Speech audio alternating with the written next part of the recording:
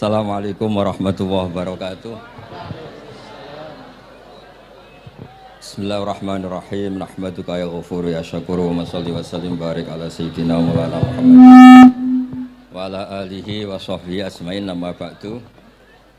Teng ngerso para keluarga besar Kiai Haji Akil Sirot wabil khusus teng wau niki pernah paman kalian kula.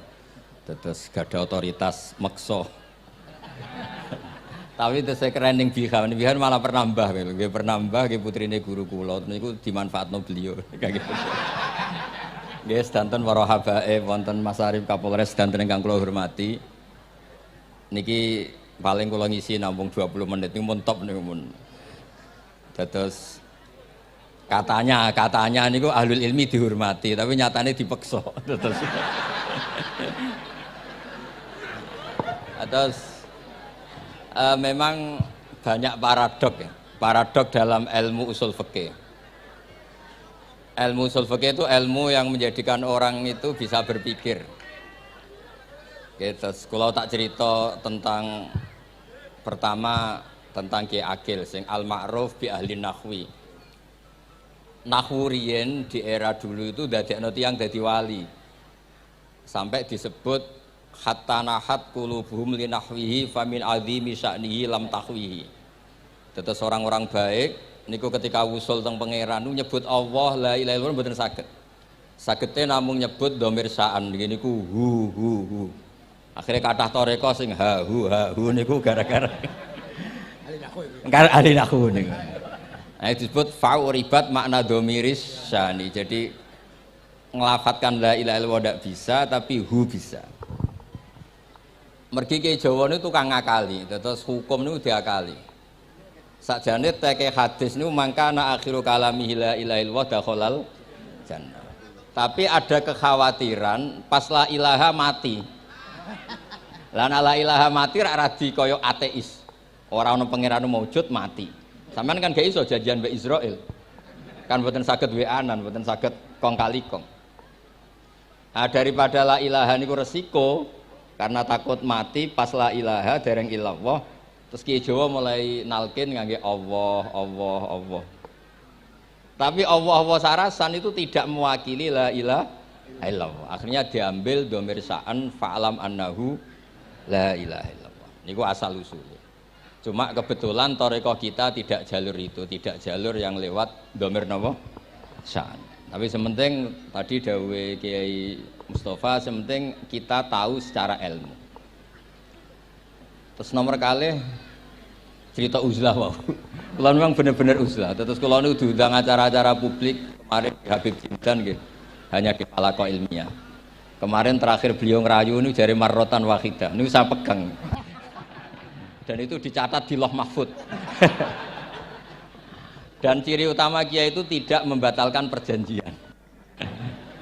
Jenengan dawuh marrotan wahidah Mas niku. Ben gelem. Terus ngeten kula cerita sithik tentang ilmu sing sering kula utarakan. Di antara kitab yang dipakai guru-guru kita sing dilanggengi Mbah Mun Maus niku kitab Ihya. Kula dari sekian cerita Ihya yang paling kula kenang niku bahwa ternyata Allah itu andaikan boleh dibahasakan niku cara berpikir tuh dalam bahasa tafsir disebut tanazul niku wong ben kaya orang kebanyakan. Saya ulang lagi supaya orang tuh kayak orang nopo kebanyakan. Ada dua ahli neraka yang dipanggil, yang satu ditakoki, "Cung ning neraka piye rasane?" "Syarru makan, mboten enak Gusti." Terus pangeran diken balik, "Ya wis kono cung mlayu balik nang neraka." Niku tiange lari kencang, sekencang-kencangnya. Semangatnya seneng ape kon balik ning neraka. Ditakoki mbek pangeran, "Lho cung kon mara neraka kok seneng?" "Kula nu pun kapok Gusti, kula nu nyesal ketika di dunia nak jenengan utus niku lelat-lelet. Niki kula tobat dengan bukti dikan jenengan teng neraka kula mlayu." Lho nu pangeran akhirnya haru, wong kok semangate mlebu neraka kaya ngono. Mergo diperintah pangeran. Ya dados niki ijazah jenengan akan mlebu neraka jenengan sing semangat nggih. Karena zaman ning donya sering diperintah Allah mboten napa? Semangat. Nah niku kemungkinannya dibarno, kemungkinannya dipanggil. Lah yang itu terus dipanggil oleh Allah. Ya wis kaya wong apik. Tak kongkon nurut tenan, semangat tenan, terus diken mlebu swarga. Nah niku ijazah pertama nggih. Dinaken mlebu neraka sing napa? Semangat. Sing kedua niku dipanggil ku plengakan lelat-lelet. Kados kula diutus Gus Mus niki nelpon. Nelpon kula mboten purun akhire ning Bika jare matur Gus Subak. Turuti aku diamuk Bika jare Bapak. Dados niki melibatkan sekian pihak untuk memaksa saya datang ke mriki. Aduh, repot wong sawang kempek niku. Repot nyen repot. Mugi-mugi di sepuro ngoten. Yang kedua niku diken mlebu neraka malih ku lelat-lelet, ndelok pangeran mboten semangat. Ditakoki mbek pangeran. Kenapa kamu tidak semangat? Saya itu tidak pernah ngira jenengan yang baik sudah masukkan saya ke surga, kemudian jenengan nyuruh lagi saya ke neraka. Saya tidak pernah mengira engkau itu seperti itu. Terus Allah nggih, ana indadzoni abdibi. Ya ora apa-apa, swarga ya swarga. Ini dua ijazah untuk sampean supaya bisa masuk napa? Swarga. Terus kita tidak pernah tahu napa Gustofa ngundang kula nyenengno wong akeh ganjaran, napa meksa wong alim dosa, bener ngerti kula carane. Karena dalam ilmu usul fikih, kembali ke usul fikih, kula nu gak ada khazanah kathah tentang debate pangeran kalian nabi ini. Kathah, mboten satu dua contoh di beberapa kitab tafsir. Suatu saat kula sering cerita niki, suatu saat Khalilur Rahman Ibrahim itu kedatangan Israel. Kamu mau apa? Mau matikan jenengan? Kata Nabi Ibrahim, harro'aital khalil yumitu khalilah. Mosok aku kekasih pangeran dipateni, mosok orang yang dicintai membunuh yang dicintai. Orang yang mencintai seseorang kemudian membunuh yang dicintai. Tidak ada itu. Akhirnya Israel matur teng pangeran. Cara politiknya ngeten, wau sing cara lagi seneng ngendikan politik. Wani kiai lengser jare beliau. Ono. Nak kula niku ahli tauhid wis pancen kodok kodare ngoten mawon mboten berpikir ruwet-ruwet. Terus Israel kan mboten biasa logika, kayak kan malaikat itu SOP kan, mboten biasa logika. Akhirnya matur tu pangeran, kata Ibrahim, masa kekasih bunuh yang dikasih, masa yang mencintai bunuh yang dicintai. Tapi Ibrahim baru sadar ngadepi pangeran gitu, lebih pinter. Kan ketika Allah fakul lahu, katakan ke Ibrahim, harlo aital khalil yakrohu ayal ko khalilah. Mosok jari seneng aku kok ketemu aku rawani. Jari seneng kok rawani ketemu. Lah niki sampean nak kepengin mati monggo ngake ilmu sing niki. Wong jari seneng pangeran kok rawani ketemu pangeran. Seneng seneng ketemu. Ibrahim seneng sakit. Yo mati saiki ora apa-apa mati saiki. Terus kedua, niki cerita karena ini pondok ilmu. Orang harus biasa pakai logika usul fikih. Politik juga gitu. Nak kiai politik rawan kena syubhat. Tapi nak wong soleh ora oleh politik, kowe rido dipimpin wong fasik-fasik kabeh. Ya mboten ngerti, mboten bener di pokoke ngoten. Yes, itu memang logika usul napa? Fikih. Logika usul napa? Fikih. Ketika Nabi Adam badhe didamel niku materinya saking bumi. Pertama sing diutus Jibril. Jibril ambekan qabdatan minal ardi, segenggam bumi. Saya mau bikin Adam, materinya dari bumi. Setelah datang ke bumi mau ngambil ista'adzat billah. Maksudnya ista'adzat billah, a'udzu billahi minka, saya berlindung Allah dari kamu. Antasinani. Kalau dengar Gus Tofa dari ahli nahwu dados kula niki tak goleki tenan pancen syanahu mun mutaaddi binafsi. Mungkin nak dibuli ku antusinani kok panjang nanti cerita. Saya ndak ingin bagian dari saya diambil, kok aku bolong. Iku cara bumi itu sudah masalah. Terus akhirnya Jibril kembali, ya Allah, dia berlindung kepada engkau maka saya lindungi. Allah membenarkan Jibril, Mikail juga sama. Tapi ketika Israel, ini Israel itu masalah memang. Ketika disuruh ngambil bumi, buminya ista'adat billah, tetap diambil. A'udzu billahi minka antasinani. Saya berlindung Allah supaya kamu tidak melukai saya, menciderai saya dengan mengambil bagian dari saya. Kata Israel, wa a'udzu billah alla unaffidhu amroh. Saya juga a'udzu billah diperintah Allah kok tidak kasil. Kudu kasil. Lah saya tidak tahu yang benar istilahnya Jibril apa istilahnya Israil. Terus memang sudut pandang. Makanya dulu ketika banyak pondok putri itu kiai-kiai kuno dulu itu menentang. Alasannya nggih, nak bojone jelas khawatir kiai ini kecoba niku jelas. Tapi banyak kiai itu nggih khawatir tenan. Kecoba fitnatin nisa. Tapi ketika logikanya dibalik, apa kamu ridho para perempuan-perempuan muslimat itu tidak dapat pendidikan apa? Agama. Hanya karena orang soleh tidak punya nyali, tidak punya peduli mengajar. Tapi dia saged diwalik. Ustaz-ustaz sing imane pas-pasan niku kowe ridho nak kecoba. Sampean milih mana? Ridho kecoba apa ridho bodoh? Nah, logika-logika usul fikih ini yang kemudian dipakai Wali Songo. Dipakai Wali Songo kemudian membiarkan sekian tradisi yang insya Allah itu salah sebetulnya. Tapi tidak sebanding dengan asmane Allah Subhanahu wa taala. Misalnya begini. Nggih niki dirungokno mawon. Sampeyan ra paham mboten napa-napa. Sampeyan nak ra paham wis anggap ae tawadhu. Sepantese wong awam yo ora paham. Nak paham dadi kiai. Terus biasa mawon sampeyan nak ra paham aja tersiksa. Umpamane jenengan mboten kiai kok kon paham. Nah sampean pinter kados kula mestine ora ngrungokno, semangate hasud. Terus rivalitas mergo. Nah cara Mbah Mun nak cerita ngoten, dhisik ke zaman bodho iku angger kiai mbok cucuk. Bareng padha kiai niku koyok saingan. Niku pun sunatullah ndak bisa dihindari niku pun sunatullah. Terus kembali lagi ya. Logika-logika usul fikih niku dipakai oleh Wali Songo. Ngeten ada cerita ini rungokno nonton. Itu sudah saya cek di beberapa riwayat termasuk di Musnad Imam Ahmad. Ada orang ini bukti teorinya Wali Songo itu benar. Wonten tiyang gadah kesalahan. Niku dokumen kesalahan niku maddul basar sepanjang mata melihat. Wis ngoten jumlahnya 99 bok. Kayak apa banyaknya? Per bok maddul basar sepanjang mata nopo melihat. Ketika dia ditanya Allah itu kalau tanya demokratis. Adzolamat kakatabati. Jangan-jangan malaikat saya sentimen. Kalau kamu jelek ditulis, kalau baik enggak. Enggak Gusti. Afalaka udhurun. Jangan-jangan kamu saat salah itu punya alasan. Enggak Gusti, ya memang salah. Tapi kata Allah, sudah kamu tenang saja. Kamu punya ini. Itu hanya satu box. Ya kira-kira kayak tempat jam tangan itu. Enggak, kamu punya ini cukup ini. Terus malaikat tanya. Ya Allah, apa artinya, apa ngefek itu kalau ditimbang yang kejelekan sebanyak itu dengan satu box jam. Orang ini juga bilang, Gusti sudah ada usah ditimbang, nggak ngefek itu pasti kalah.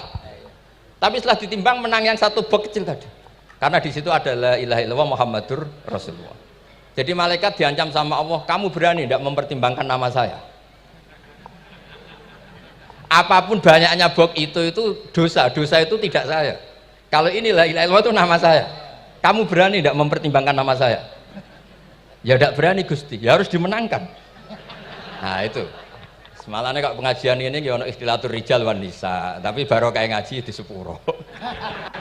Ya aja muni halal tapi ya aja muni terus gak ono faedahe. Di sepuro insyaallah. Karena kalau nuruti harus steril halal itu kayaknya tidak bisa. Terus di situ ditutup fala yaskulu ma asmillahi taala syai'un. Dibanding asmane Allah Ta'ala sesuatu itu tidak ada nilainya, pasti menang Allah Ta'ala. Sehingga banyak ulama ngendikan kowe nak berdosa, bersalah maca iki-iki. Dan kalau Anda dosa misalnya catatannya satu box terus di bawah ada astagfirullah, malaikat ditanya sama Allah, kamu berani tidak mempertimbangkan nama saya disebut di situ? Nah saya ini ribuan orang yang ngundang, saya berani mengabaikan. Bareng ono wong ngaku mbah, ya mbah tenan wae. Ya terus ngoten, kowe wani gak mempertimbangkan Gustofa sing mantune Mbah Maimun. Ya. Semoga cara pandang malaikat nanti seperti itu. Tapi nanti kalau malaikat cara pandang, mbah kok tukang maksa putu. Itu mbah model opo. Nah saya ini sudah ngalah satu kali. Berikutnya logika kedua yang insya Allah terbangun di kalangan malaikat, yaitu mbah ora oleh maksa napa? Butuh. Ning dinggon mbah yang baik putune dolanan di Barno. Ini ora. Putu lagi asik-asik dolanan. Rene. Kon nyapu. Nah, itu udah jenis mbah yang baik. Terus kula suwun lah ngaji usul fikih yang serius karena itu menjadikan kita bermartabat. Kula niku sering lepas jenazah tangga-tangga kula nggih penggene ndelok TV, nak bengi nggih ngelamun, ngayal sugih, kadang yo ngapalo tikus sing liwat dhuwure saking ora ana penggawean. Tapi kula nak lepas jenazah ini orang baik. Sampai bojone protes, "Apik apa lho Gus angger bengi iku mau ngelamun ngitung tikus liwat, ngitung apa." Terus kula matur, ngitunge aja ngono, ngitunge tarokal ma'asiya. Wong ning omah itu artinya tidak dugem, tidak melakoni maksiat. Itulah yang menjadikan usul fikih itu ilmu yang sangat terhormat. Coba kalau Anda jadi pakar usul fikih kayak saya, mau kaji betul usul fikih. Orang tidur semalaman jangan bahasakan tarokat tahajud, wa tarokal witro, wa taroka qiyamal lail. Tapi bahasakan taroka zina, wa tarokal ghibah, wa taroka kada wa kada minal ma'asi. Keren buatan? Keren. Kalau kamu udah ahli usul fikih maka kiai kok amen turu. Kiai kok guyon suwengi. Lu kiai guyon suwengi itu melawan. Kiai itu ustaz juga manusia. Karena bengi ku ya kepen nonton. Tapi kan mboten pantes. Akhirnya korbane santri ini dijak guyon gak jelas. Lah apel ning rondo ya ora pantes. Nglawan nafsu iku berat, carane ya dilalek-lalekno guyon iku. Lah muga-muga malaikat kabeh ahli usul fikih nganggep ngono iku perlawanan terhadap keinginan apa maksiat. Malaikat ngaji ora. Makanya itu disebut di kitab usul fikih tentang usul itu izma min mubahin illa wa yatahaqqaqu bihi tarku haramim ma fa'il zamu minas sukun tarkul qatli wa minas sukut tarkul ghibah. Tidak ada sesuatu yang mubah kecuali saat Anda lakukan, saat itu juga Anda meninggalkan keharaman. Maka sebetulnya mubah ini punya nilai yang luar biasa yaitu tarkul haram atau tarkul ma'asi. Jadi sawangane sampean nang omah kukar-kukur, mlebu metu, kukar-kukur meneh, mlebu metu, bariku turu angop ngorok. Nah, semoga malaikat ini al-usuli sehingga ngitung itu hadza tarokal ma'asiya kullaha. Hebat. Ini orang yang tinggal napa? Maksiat. Kae nak malaikat itu jenis rada ekstrim. Alumni kempek suwengi ra tahajud ora witir ku alumni opo? Mulane kula niku ngaji usul fikih terus supaya diperdengarkan ke malaikat. Supaya teorinya pakai usul napa? Fikih. Jadi kalau melihat kita melakukan mubah niku dihitung tarkul napa? Ma'as. Nah, ini pentingnya ngaji. Kula nate ditanya sama seorang dosen. Gus, masa iya Quran yang katanya mutu semutu-mutunya kemudian ada ayat kulu washrobu. Mosok urusan mangan, gak usah disuruh orang juga makan. Terus kualitasnya kulu washrobu itu di mana? Terus kalau jawab, terus sorokan yang penting apa? Rapat utawa seminar. Tidak ada rapat, tidak ada seminar itu kamu tidak mati. Tapi kalau nggak makan itu mati. Penting mana? Ya penting makan. Lah iya, jadi orang itu lupa kalau sesuatu yang seserius itu karena menjaga nyawa, yaitu makan. Terus karena makan tuh hal yang murah dianggap biasa, itu bahaya. Sehingga sebetulnya yang kita bisa jadi wali lewat hal-hal keseharian tidak bisa jadi wali karena tadi. Saya punya hadis, ini mudah sekali untuk Anda jadi wali. Bahkan di atas wali lah. Inna woha ta'ala layardo anil abdi. Pakai inna masih pakai lam taukid. Inna woha layardo anil abdi ayyakulal aklata fayahmadahu alaiha. Aw yasroba syarba fayahmadahu alaiha. Allah itu sangat ridho. Ada orang makan satu asupan kemudian dia muji Allah. Loh, orang tidak punya alpat itu tidak mati, tidak punya tanah ribuan hektar itu tidak mati. Tapi kalau nggak makan sesuap nasi, mati. Penting mana? Penting makan. Tapi gara-gara kamu tamak untuk syukur nunggu punya alpat, untuk syukur nunggu punya tanah banyak. Anda ini bodoh. Mau syukur saja syaratnya kok banyak. Jadi sebetulnya kalau kita mau jadi wali itu cukup setiap makan itu kamu syukur. Fayahmadahu alaiha. Au yasroba syarba fayahmadahu alaiha. Makanya wali-wali dulu kalau didik raja yang sedang berkuasa itu ditanya, kamu raja besar, punya pengaruh besar.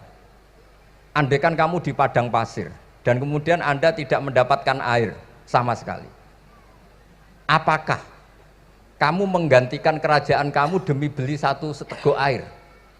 Iya, akan saya beli karena saya kalau tidak minum mati. La tafrah bimulkin la yusawi jar'atamain. Kamu jangan bangga dengan sistem kekuasaan yang tidak senilai dengan seteguk air.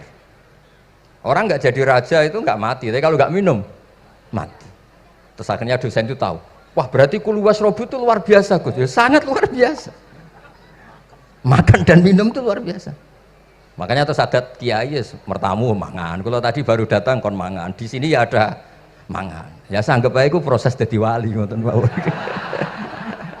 Jadi segampang itu jadi wali. Nah, kemudian gara-gara torekoh terus jadi wali ku repot kon maca 10.000 wiridan kon opo. Kesuwen iki cara-cara kesuwen. Karena ini partai gak torekoh tadi. Dulu abahnya Mbah Maimun Mbah Zubair itu kalau disuruh wiridan lama-lama itu nggak mau. Sementing diridani pangeran, maca kok akeh-akeh. Nah, itu partainya partai ahlul ilmi. Ya partainya partai ahlul apa? Ilmi. Nah kemudian karena saya ini nekuni tafsir ya, itu saya kepengen ya menggerakkan supaya ilmu Quran itu menarik. Caranya apa? Cari sisi ekstrimnya. Kalau bolak-balik, kenapa sih orang nggak janggal? Nggak janggal itu udah iskal. Quran itu kan kalamu Allah. Salah lagi Quran itu kalamu Allah. Masa iya Allah yang Tuhan kemudian ngendikan iya kana budu wa iya kanas tai. Kepadamu aku menyembah. Masa Allah ngendikan gitu pada kekasihnya Nabi Muhammad. Padahal Allah itu al-ma'bud bukan abid. Allah yang disembah bukan yang menyembah. Semua ahli tafsir, saya bukan bilang sebagian, semua ahli tafsir pasti ngendikan begini. Wa yuqaddaru qabla qaulihi ta'ala iyyaka na'budu qulu. Sebelum iyyaka na'budu itu ada kata yang disimpan yaitu qulu. Jadi iyyaka na'budu itu betul ngendikannya Allah, cuma sudah dikasihkan Jibril kepada umatnya Rasulullah. Jadi Jibril bilang gini ke Rasulullah Muhammad, Muhammad qul iyyaka na'budu. Kemudian Nabi juga bilang ke umatnya qulu iyyaka na'budu. Jadi ini kalam Allah yang sudah milik kita. Nah berhubung milik kita, kita sah mengatakan iya karena kalau tidak janggal, masa iya Allah berdoa ihdinas siratal mustaqim, tunjukkan kami jalan yang benar. Lah kalau ihdinas siratal mustaqim kalam Allah berarti kan Allah yang berdoa. Nah, sehingga semua tafsir bilang sama, wa yuqaddaru qabla qauli ihdinas siratal mustaqim qulu. Nah, terus ada mufassir lain bilang jangan mulai iya karena butuh ya semuanya, mulai bismillah, qulu bismillahirrahmanirrahim. Masa iya Allah sendiri yang bilang bismillahirrahmanirrahim. Nah, dengan tafsir seperti ini terus kita akhirnya lagi-lagi kembali ke usul fikih, kembali ke balaghah, kembali ke nahwu. Kalau enggak, ya Anda akan menafsiri Quran pakai logika Anda sendiri. Sampai ada mungkirus sunnah. Pokoknya sementing kembali ke Quran. Orang roh Quran itu kayak apa? Saya kemarin ngaji di Sedan di daerah saya bilang, Sayyidina Umar itu Islam sebelum minta hidayat. Khalid bin Walid ya Islam sebelumnya ya tidak minta hidayat. Lah itu kan janggal, padahal katanya Quran itu hudal lil muttaqin, petunjuk bagi mereka yang takwa. Padahal tidak ada sabkut takwa untuk Umar. Umar tidak pernah takwa, tapi nyatanya Islam. Bahkan dia masuk ke rumahnya Zaid bin Arqam itu mau bunuh Nabi, mau nyari Nabi, bukan mau Islam. Tapi ketika dengar iparnya membaca Toha ma anzalna alikal Qur'ana litasqa, kemudian dia masuk Islam. Lalu gimana tentang hudal lil muttaqin, petunjuk bagi mereka yang takwa? Banyak ulama yang mengatakan lil muttaqin itu balaghahnya lil iktifa, lil muttaqina wa ghairihim. Jadi Quran itu petunjuk bagi yang takwa dan yang tidak takwa. Dan itu di bahasa Arab sah. Di bahasa Arab sah. Misalnya gini ya, kalau sampean punya ponakan dolan, cong-cong nang mangan. Ya maksudnya ya mangan mbek ngombe, mangan tok seretan mati kan. Itu kan satu paket. Sarobila taqikumul harra wal barda. Pakaian yang melindungi dari panas, di situ nggak disebut wal barda, tapi artinya juga wal barda. Karena kalau tidak diartikan lil iktifa, nanti Quran itu memberi petunjuk bagi yang sudah muttaqin, corong doang nguyai segoro, wis takwa kok. Nah ini kita butuh ahli tafsir yang al-usuli. Karena itu yang menjadikan Quran punya kualitas lagi. Seolah lagi punya kualitas lagi. Kalau enggak, Quran tuh kayak biasa-biasa saja, kayak tadi kulu wasrobu kayak dan seterusnya dan seterusnya. Jadi kalau suwun barokahnya hormat sama orang alim kados Ki Akil, Ki Siras dan tenaga keluarga mriki. Orang menghidupkan logika ilmu lagi. Jadi kalau seneng lah nak dalam Gusmus ahli ilmu boten krono niat fakir boten. Biar sampean ngerti lah kalau ngadepi ahlul ilmi itu pun boten level. Ahlul ilmi itu kalau punya logika itu tidak bisa dibantah. Saya beri contoh sekian contoh yang nyata yang diajarkan Rasulullah SAW. Nabi itu pernah mau dipermalukan orang karena Nabi ngendikan la adwa wala tiarata, tidak ada penyakit menular. Terus ada orang iseng kok onta yang kena gudisen itu dijejerkan yang waras ikut kena gudisen. Terus orang ini tanya, ya Rasulullah ini tadi sehat, tapi kena onta yang gudisen ikut gudisen. Nabi tanya lagi, faman a'dal awal, yang kudisen pertama ketularan siapa? Wah itu dari Allah ya, maksud saya seperti itu. Jadi ada terus orang-orang kafir itu cara berpikir aja alal alihata ilaha wahida inna hadalah syai'un ujab.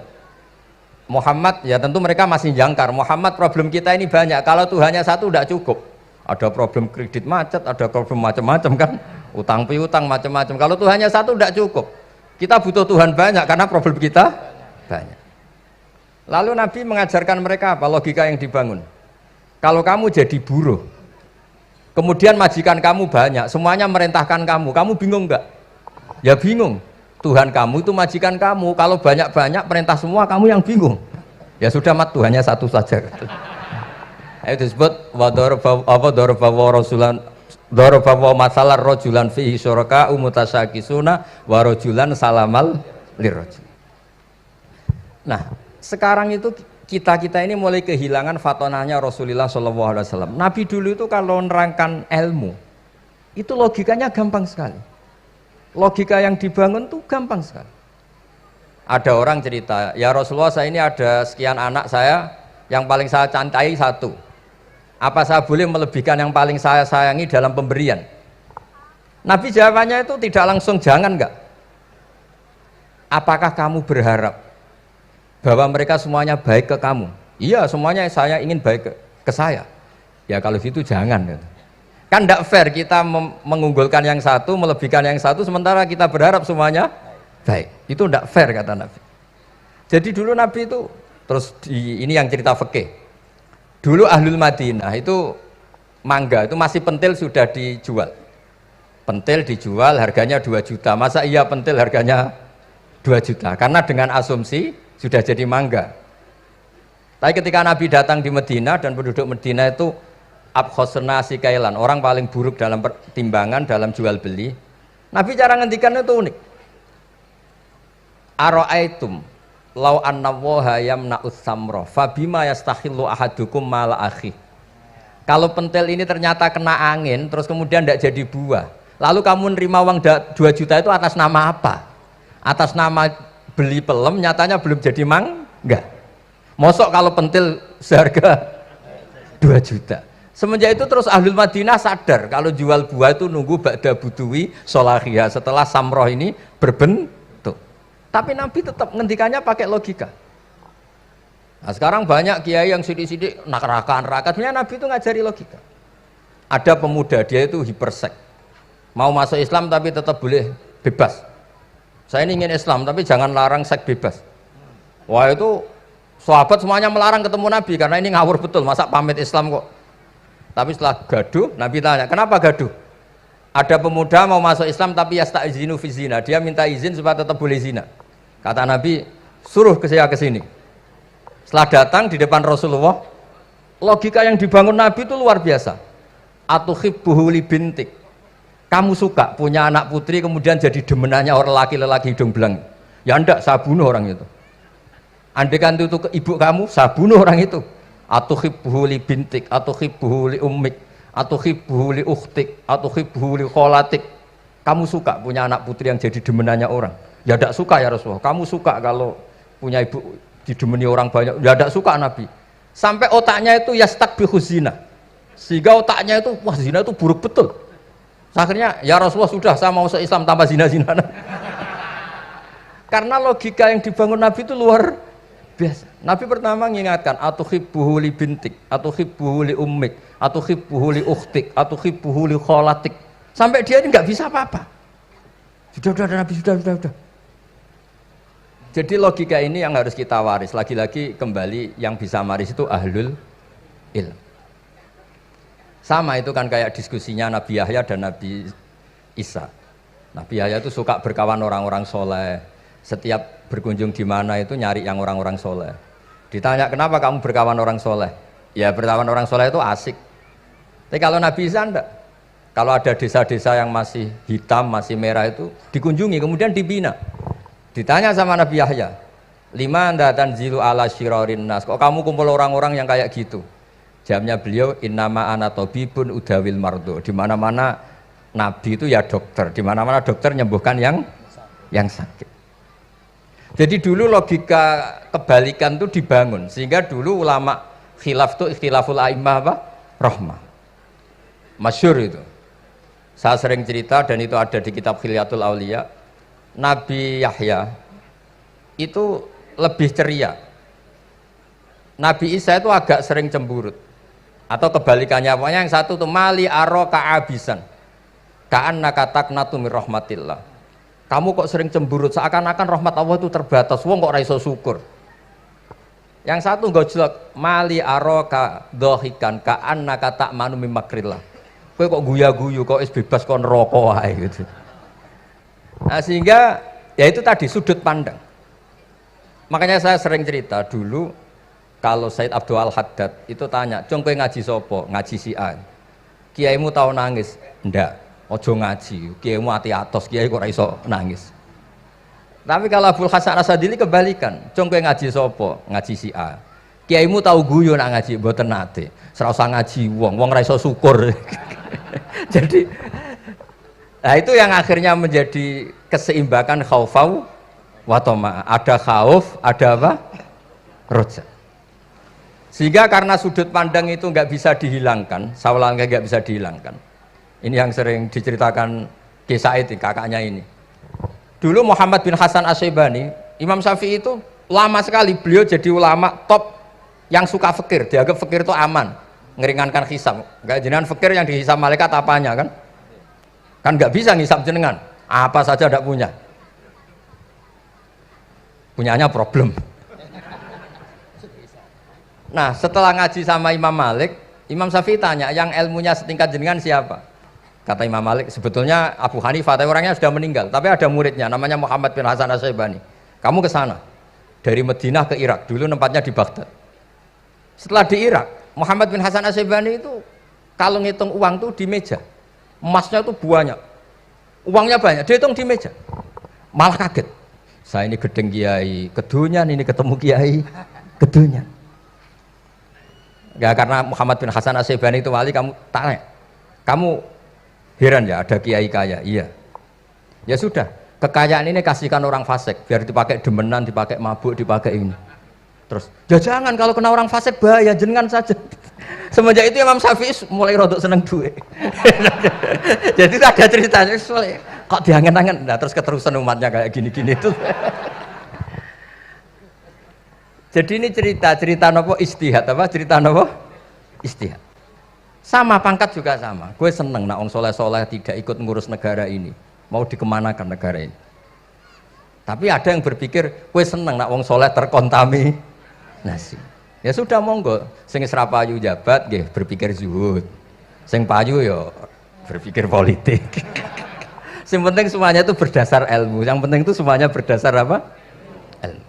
Karena ilmu ini basis yang paling diridani Allah Subhanahu wa taala. Masyhur itu di Ihya sering diceritakan Imam Ghazali, ana alim uhibbu kulla alim. Kata Allah, saya ini alim dan sangat mencintai orang alim.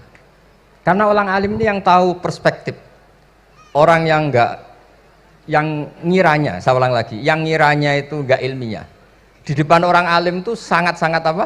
Ilmiah. Yaitu tadi misalnya ada ayat wa min ayatihi manamukum billaili wan nahar. Masa iya tidur yang ngorok semua turunnya secara jelas kok jadi wamin ayatihi. Tanyakan ahli medis, sistem tubuh kita kalau nggak tidur itu kayak apa rusaknya? Dan toat pas-pasan ini satu-satunya solusi ya turu. bengi ngempet kepen delok dangdut, delok dugem. Barang turu jebule esuk wis bar, alhamdulillah. Cara melek iman kamu seberapa? Tarikan-tarikan maksiat posisi kamu terjaga bisa kalah kan? Tapi kalau tidur sukses kan tarkul maksinya. Nah, karena tidur itu sukses menghilangkan maksiat disebut wa min ayatihi manamukum billaili wan nahar. Sampai Imam Ghazali ngendikan di makalah itu sehingga nanti ibadahnya umat ini di akhir zaman an-naumu, ibadah terbaiknya itu tidur. Jadi mulane maksud kula ngeten. Sampeyan anut jalur wong alim dhewe turu ya ibadah, tengok-tengok ya ibadah, jagongan nggih ibadah, gojol-gojolkan ambek kanca nggih napa? Ibadah. Karena ini semuanya kul bi fadlillah bi rahmati fa bidzalika napa? Falyafrah. Tapi kalau kamu tidak punya basis ilmu, adanya suudzon. Kiai kok jagongan guyon sewengi kiai opo? Kiai kok turu sewengi ku kiai. Karena basisnya ada ilmu. Padahal jelas ketika Rasulullah bikin urutan kebaikan, pertama Nabi ngendikan kamu menolong orang. Jika tidak bisa, terakhir Nabi ngendikan takufu syarraka anin nas fa innaha shadaqatun minka ala nafsik. Tadi beliau juga cerita di nasihat Imam Mun, idza lam tuhsin fala tusi. Kalau tidak bisa berbuat baik, setidaknya kamu tidak berbuat jelek sama orang lain. Dan potongan ngene iki paling gampang apa? Tidur kan? Wis sampean nak turu wis ra zina, ra maling, ra ngrasani wong wis ora tusik. Nah, dengan konstruksi usul fikih seperti itu kamu tahu kualitas ayat wa min ayatihi manamukum billaili wan nahar. Ya sama, ternyata makan itu yang menjaga nyawa, ternyata makan itu yang menjadikan syukur. Kalau kamu nggak percaya puasa, sama nak poso gedang goreng itu mewah, gedang goreng itu mewah, air satu teguk itu mewah. Makanya kalau lama dulu ada santri kepengen mangan enak, ya saya ingin mangan enak gini-gini, caranya gimana? Itu rumusnya ada sate, ada mie ayam. Idamuhu alju. Kalau kamu ingin enak, lauknya itu lapar. Ya kita kalau puasa itu semuanya kan enak. Nah itu lagi-lagi basisnya itu ilmu. Nah sekarang banyak orang yang sudah tidak peduli dengan ilmu, kayak ijazah dilakoni kan. Jadi kayak wiridan la ilaha illallah itu sebetulnya harus dibarengi dengan ilmu. Ini yang terakhir supaya nggak lama-lama. La ilaha illallah itu basisnya ilmu. Surga yang begitu mewah itu dibikin juga bagi yang melafadzkan la ilaha illallah. Neraka yang begitu ekstrim, sampai kalau benda dijatuhkan dari atas ke neraka itu sampai bawah nunggu 70 tahun. Bisa kamu bayangkan kalau kamu di dalam naiknya susah itu. Ini dijatuhkan ke neraka itu sampai bawah nunggu berapa? 70 tahun. Loh, neraka sebegitu ekstrim itu dibikin untuk yang menolak la ilaha illallah. Berarti kalimat ini kalimat spesial. Kalimat yang neraka dibikin ya atas nama itu yang menolak, surga dibikin juga atas nama itu yang menerima. Itu satu saktinya la ilaha illallah. Sakti kedua, orang kafir 70 tahun ngelafatkan la ilaha illallah sekali langsung dihukumi mukmin. Yughfar lahum ma qad salaf. Qul lil ladzina kafaru iyantahu yughfar lahum ma qad salaf. Orang yang melafatkan la ilaha illallah Muhammadur Rasulullah itu dosa 70 tahun kafir itu hilang semua. Tapi gara-gara ada ilmu terus diumumkan tahlil dening Kiai Haji Niam mesti sing guri wah sawi mesti guri. Padahal kalau kamu tahu ilmunya tadi ini kalimat yang luar biasa, kalimat yang bisa melebur dosa. Bahkan dalam madzhab Sadiliyah itu unik. Kalau kamu wiridan la ilaha illallah itu jangan istighfar dulu, istighfarnya belakangan. Alasannya Abdul Hasan As-Sadili itu fa'lam annahu la ilaha illallah wastaghfir li dzambik li hadil kalimah.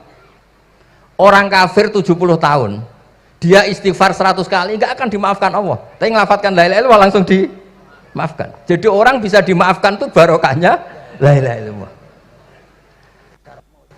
Jadi, ya kan? Jadi orang kafir 70 tahun wirid istighfar 100 kali atau 1000 kali dimaafkan enggak? Enggak kan? Tapi kalau membaca la ilaha illallah dimaafkan. Jadi istighfar tuh ngefek positif itu kalau dibarengi la ilaha illallah. Makanya wastaghfir li dzambika bihadil kalimah cara Abdul Hasan. Kamu boleh istighfar berdasar hadhil kalimah, berdasar la ilaha illallah. Tapi terus kemudian ya thariqah itu banyak, itu urusan rasa. Justru karena la ilaha illallah kalimat thayyibah, harus disucikan dulu. Caranya istighfar dulu. Nah itu urusan monggo lah. Tapi apapun itu basisnya harus napa? Ilmu. Basisnya harus ilmu. Jangan malah sentimen. Wong di kuburan wiridan la ilaha dihukumi kafir. Nah, itu kan aneh. Wong kalimat ini yang kafir saja menjadi muslim, sekarang yang muslim menjadi kafir. Itu paham kok seaneh itu gitu kan. Ya karena basisnya ada ilmu tadi. Coba kalau basisnya ilmu. Itu kan aneh betul. Hadil kalimah kalimatun soro bihal kafiru musliman. Fakaifa sorol muslimu bidzalika kafiron. Ini kalimat yang kafir saja menjadi muslim. Masa dengan kalimat yang sama yang muslim menjadi aneh enggak? Aneh. Jadi kalau suwon pokoknya basis ilmu harus sekuat-kuat. Ini caranya gini nagih kiai kon sregep mulang ojo politik terus ngoten. Tapi politik ya bagian dari ilmu, wis ra iso diterangno. Nggih ngoten mawon. Assalamualaikum warahmatullahi wabarakatuh. Sik Gus, aja lunga dhisik. Iki wong semuanya sudah tahu sampean alim, menerangkannya enak, fikhan wa usulian wa tafsiran. Cuma mereka yang tanya itu, biyen belajar piye kok iso alim kaya ngono, ya kan? Nah, terangkan Gus, terangkan. Mati.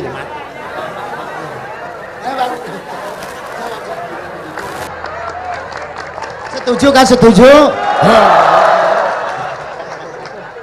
Sila asal dakaik.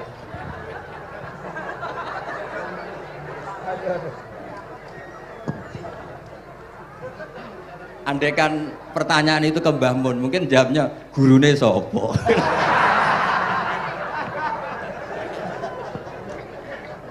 Tapi mungkin kalau ke mbah-mbah saya ya juga babanya nih Biha juga Mbak Abdul Aziz, mungkin putuku. Tapi kalau saya ingin cerita tentang saya paling ya aku sregep. Yang jelas tuh dalika fadlu wa yuti apa? Mayas. Tapi gini, kalau ini menghormati bahasa saya ini, kalau ijazah begini, dulu Mbak Mun tuh sering cerita juga bahasa hal. Kena kepengen ngalim, ku sinau sedurunge ngaji. Ya, misalnya kamu ngaji takrib atau ngaji wahab sama Mbah Mun, kamu baca dulu. Sebelum ngaji. Nah, setelah dibaca, misalnya kamu baca rofa, kok Mbah Mun baca jer, kamu baca jer, Mbah Mun baca rofa, berarti goblok tulen. Karena semua teori Anda kok salah. Ya misalnya Mbah Mun baca wadakaro sopa al-musonifu, kamu baca wadakaro musonif. Berarti kan goblok banget itu. Ya kan ada cerita gitu, ada orang tuh nggak tahu betul. Gus maknanya lam tardiman itu apa? Lam tardiman. Dicari di kamus itu udah ada. Ternyata itu di khet lam tarodaman. Dia baca satu lam tardiman, dicari di kamus sampai hidup mati lagi ya nggak ada. Nah, jadi kamu baca dulu, misalnya di bab khed lam taro naringali sapa mar'ah daman ing geteh. Ternyata ngaji Mbah Mun paginya jadi baca lam taro daman. Jadi kalau kamu malamnya baca lam tardiman loh kok. Jadi itu kata Dewi Mbah Mun mergo sorokan kabeh santriku ora mungkin. Carane ngecek kebenaran Anda itu maca sik. Nanti kalau kemiripannya 50% ya separuh alim. Kalau 70% ya serondo alim. Tapi nanti kalau kemiripannya sampai 100% dan berkali-kali, ya berarti kan sudah luar biasa. Jadi yang ngaji sama Ki Mustafa, Ki Niam, saya mohon santri-santri itu belajar dulu. Biar bisa ngecek nanti guru saya baca kayak apa. Waduh salah ya. Kenapa lah? Waduh salah. Karena kiai itu kalau salah ya mau ngalah. Ini ceritanya Mbah Mun betul. Ada kiai nggak tahu apa kakean mergawe kakean politik nggak tahu. Wal babi lan walang. Terus ada santri, kula gak ada makna kok lawang. Ya walang sing lawang cung. Mau ngalah. Terus watini lan wit alu. Gurune maca alu. Kula gak ada makna kok elo. Lah ya wit telu kena nggo alu. Tapi saya menangi kiai itu kalah sama santri itu. Saroko nyolong sapa wong albedo tangi anduk. Terus gurunya kaget. Cung kok anduk, cung. Bareng didelok endok. Karena kalau pegon kan anduk sama endok itu padha wae. Ini ada padha. Tapi kiainya akhirnya kalah. Memangnya nyolong anduk boleh? Yo ora dong, yo haram, yo padha ae kalau gitu nyolong. Nyolong endok ya haram, nyolong anduk haram. Lo cerita itu masyhur itu. Kalau cerita yang terkenal di Lirboyo itu kan ada santri dari Jakarta di kelas.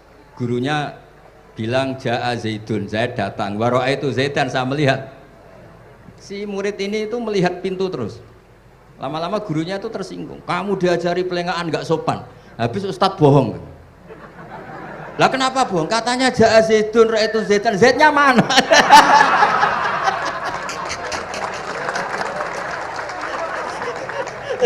Dia nggak ngerti. Zaid datang, saya melihat. Mana orangnya kok dibahas-bahas terus itu. Ya, jadi yang serius tadi, kalau sampean ingin nguji kualitas Anda, makanya saya dulu itu pede baca kitab di depan Mbah Mun karena ya ngecek. Dan dulu itu Gus Zofur, Gus Kamil sebelum ngaji ya itu mesti sinau sama saya. Nanti ketika Mbah Mun baca tadi, kalau kemiripannya kita 90% ya bagus, syukur-syukur sampai 100. Dan itu terulang sampai Wahab Hatam, Jamul Jami' Hatam. Sehingga kita tahu. Jadi kalau diskusi kita kok salah ya tahu, kalau benar ya tahu. Kalau tahqiq ya tahu. Biasanya kalau tahqiq itu Mbah Mun karena takut menyalahkan kiai-kiai Jawa, kalau baca 2 kali, misalnya begini. Yasmalu, kadang diwaca Yasmilu ya apa-apa nggih Jawa wae gitu. Karena kalau kita memaksakan sampai benar seperti di kamus, kayaknya kalau kiai Jawa itu berat. Berat sekali. Dumeli bojo bolak-balik wis mesti ora goblok wis apik lah. Karena kalau baca tahqiq itu kan butuh kamus. Yang benar itu Yasmalu misalnya. Tapi kan populer juga orang baca Yasmilu. Saya itu menangi loh, Kiai Jawa dulu baca Simai itu menangi, Master Simai. Lama-lama setelah banyak alumni Al-Azhar terus berdasar kamus baca Samai semua sekarang. Saya menangi Kiai itu baca Dilalah. Lama-lama karena sekarang udah banyak punya kamus, baca Dalalah. Fa'alah. Jadi Kiai itu juga kadang-kadang keteror muridnya. Makanya Syekh Zakaria Al-Ansori itu pernah ditanya, kenapa engkau begitu alim alama sampai dilakopi Syekhul Islam? Kata beliau itu lucu jawabannya, karena saya ini orang yang sial. Saya dulu punya guru namanya Ibnu Hajar Al-Asqalani dan punya murid namanya Ibnu Hajar Al-Haytami. Kata beliau, dukik tu bena hajaro ini. Saya ini digebek 2 batu. Kalau mau ngaji takut saya minta ampun karena disuruh baca sama Ibnu Hajar Al-Asqalani. Kalau mau ngajar takutnya saya bukan main karena Ibnu Hajar Al-Haytami itu cerdasnya bukan main. Jadi kalau saya salah itu konangan. Akhirnya dia jadi orang sial tadi. Mau ngaji ya belajar, mau ngajar ya belajar. Makanya meskipun ini pernah sepuh saya tidak berani ngaji beliau. Wah mesti meriang saya kalau ngaji. Jadi yang terkenal alim-alim mohon ngajinya dikurangi ya, karena ini kasihan gurunya. Kasihan gurunya. Nggih, pun cekap. Pun itu catat ya. Sebelum ngaji baca dulu. Satu lagi, Gus. Sampean ketoke kiai ndesok kok kuliah. Betul kuliah? Oh, nggih nggih. Pun dari belajar dari mana sampai kemana Gus jenengan? Dari Mondok sampai ke Jogja sampai Putih. Monggo.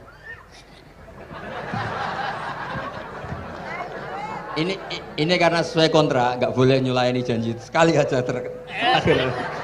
Sekali tak tekno Gus. Jadi sebetulnya kalau di ilmu, saya kan sering ketemu ahli geologi, ahli sosiologi. Sebetulnya di ilmu kita, saya kan lama di Jogja dan itu yang saya pakai juga ilmu zaman di pesantren. Misalnya sosiologi itu kan ada mukadimahnya Ibnu Khaldun. Itu kan teorinya luar biasa. Misalnya begini, kenapa Rasulullah itu harus dari suku Quraisy, suku yang sangat terhormat di Mekah? Itu secara teori sosiologi loh, bukan teori nubuah. Kata Ibnu Khaldun, Nabi itu mesti final dzori kaumi itu aneh. Saya ulang lagi, Nabi itu final dzori kaumi pasti aneh. Nah masa aneh-aneh ini ditoleransi oleh umatnya karena beliau dari suku yang terhormat. Coba kalau dia dari suku, beliau dari suku yang hina, pasti pas aneh-aneh langsung diadili. Ya kalau di NU lah, ndak Gus Dur kok bikin aneh-aneh di NU kan langsung tuntas. Tapi berhubung Gus Dur cucu Mbah Hasyim, orang itu mentoleransi, bahkan mengira jangan-jangan teori beliau lebih baik ketimbang kita. Nah makanya terus kata Ibnu Khaldun, ma ba'atsawu nabiyan illa fi mana'atin min qaumin, tidak ada nabi diutus kecuali dari kaum terbaik, supaya masa-masa transisi ini nggak ada perlawanan. Nah, itu namanya sosiologi. Sehingga beliau ngendikan, ini versi tarikh bukan versi Ibnu Khaldun saja. Ketika sahabat disuruh hijrah karena disakiti orang kafir Quraisy, lah engkau sendiri ya Rasulullah, saya ini orang Quraisy, nggak akan ngalami yang seperti Anda alami. Nah itu namanya sosiologi. Begitu juga matematika. Saya sering ketemu pakar matematika dari UI, dari UGM. Misalnya bilang zakat kan 2,5% misalnya zakat tijar. Saya bilang kalau ngitung itu porogabit, padahal kita zaman sekolah porogabit itu pantangan. Tapi saya bilang saya punya matematika lebih cepat. Apa itu Pak Ba? Kalau manggil saya Pak Ba. Kalau di kitab disebut rubu'ul usyur apa? Jadi bertahap. Misalnya 1 juta, usurnya akan 100.000. Setelah 100.000 rubuknya 25.000. Itu kita tidak usah pakai catatan bisa. Nah itu matematika Arab. Makanya orang Arab tuh nggak bisa nulis, tapi matematikanya cepat karena bertahap. Misalnya 1 miliar ya cari aja usurnya 100 juta. Berarti rubuknya 25 juta. Berarti 2,5-nya 1 miliar itu 25 juta. Tapi kalau orang Arab bilang itu rubul usur. Diusurkan dulu baru dirubuk. Misalnya 6, 2/3 6 berapa? Orang Arab bilang sulusan. 6 sulusnya 2. Sulus 2 kali berarti 4. Sama misalnya zakat zuro. Zakat zuro itu kan al usyur sama nisful usyur. Berarti misalnya kalau tidak disirami ya, tidak biaya, zakatnya itu 10%, berarti per 100 10. Nah sekarang kalau 10 ini kan berarti 1/10. Lah nanti kalau disirami pakai biaya namanya nisul usyur, berarti 5. Jadi orang Arab itu nggak mau langsung bilang 5 karena kalau 100 dibagi 5 itu jadi 5 itu mikirnya panjang. Jadi diusurkan dulu terus nanti dibilangkan nisful usyur.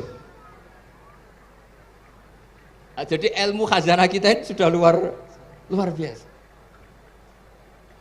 Nah, itu makanya terus orang Arab kalau ngitung matematika itu tidak usah tulisan, tidak usah porogabit karena bertahap tadi. Jadi misalnya 2,5 bahasannya apa? Rubu'ul usyur. 1 miliar usurnya berapa? 100. Rubuknya berapa? 25. Nah ini semoga buatan ngingkari janji. Wassalamualaikum warahmatullahi wabarakatuh. Matur. Sebetulnya masih ada satu lagi, cuma ampun. Beliau adalah sangat hafal dengan nu'util masyayikh. Artinya sebutan. Kenapa Imam Ghazali itu Syekhul Islam, Hujjatul Islam. Kenapa Imam Anu Syekhul Islam. Kenapa Imam Anu, sahabat Anu, kok ada Saifullah, ada Asadullah. Itu biar ahli sekali. Karena ini belum tuntas, jadi ya berikutnya insya Allah. Kita mentongakakan ya Allah, moga-moga Gus Bah gelem kono ndonga. Jajal dongane Gus Bah karo donga sampean mandi ndi kira-kira. Matur nuwun Gus, matur Sayyid, matur nuwun.